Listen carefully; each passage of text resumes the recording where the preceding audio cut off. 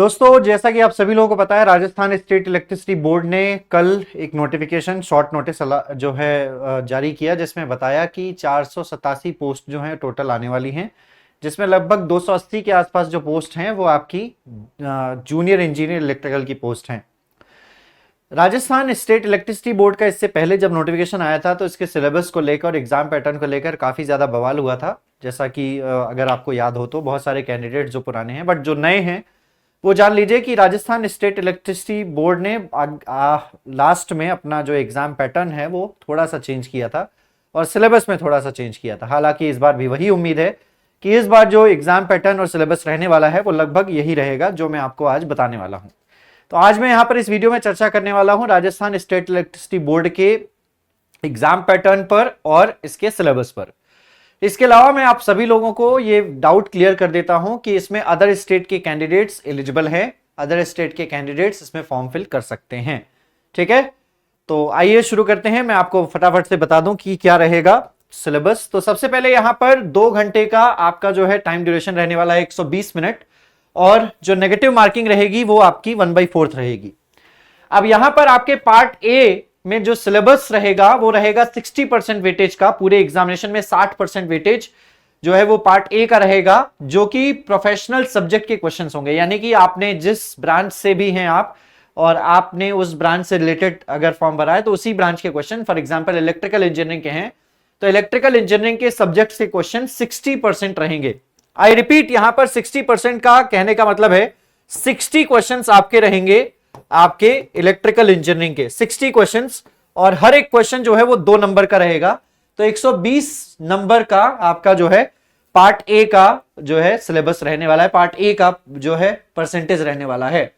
Part B में जो syllabus रहेगा वो 40% वेटेज रहेगा पार्ट बी का, और ये 80 नंबर का होगा। अब यहां पर जो 40% वेटेज है वो 80 क्वेश्चंस का है। तो यानी कि जो आपके नॉन टेक्निकल क्वेश्चंस हैं वो टोटल 80 रहेंगे और 80 नंबर के रहेंगे। हर एक नॉन टेक्निकल क्वेश्चन 1 नंबर का रहने वाला है और हर एक टेक्निकल क्वेश्चन जो है वो 2 नंबर का रहने वाला है।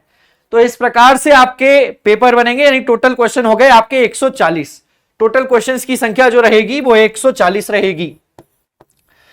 अब 140 क्वेश्चन में से जो 40% वेटेज आपका 80 क्वेश्चंस का नॉन टेक्निकल का है, उसमें Rajasthan and Indian general knowledge and everyday science के क्वेश्चंस रहेंगे, रीजनिंग एंड मेंटल एबिलिटी के क्वेश्चंस रहेंगे, मैथमेटिक्स के क्वेश्चन रहेंगे, जनरल हिंदी और जनरल इंग्लिश के क्वेश्चन रहेंगे।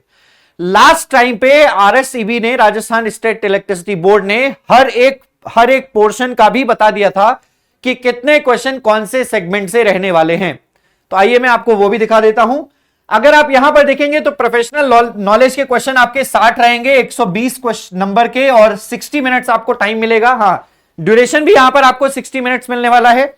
और इसके अलावा पार्ट बी में जो रीजनिंग के क्वेश्चन रहेंगे वो 8 क्वेश्चन रहेंगे आपको 8 नंबर के। General knowledge of Rajasthan, GK related to Rajasthan, इसके 36 क्वेश्चन रहेंगे, 36 मार्क्स के। उसके अलावा general knowledge related to world, Indian and everyday science के 12 क्वेश्चन रहेंगे 12 नंबर के।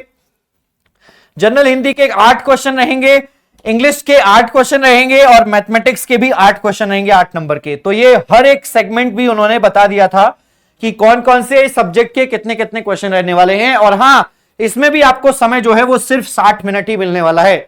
यानी कि प्रथम 60 मिनट कंप्लीट हो जाने के बाद अगले 60 मिनट में आपको यह क्वेश्चन करने का मौका मिलेगा।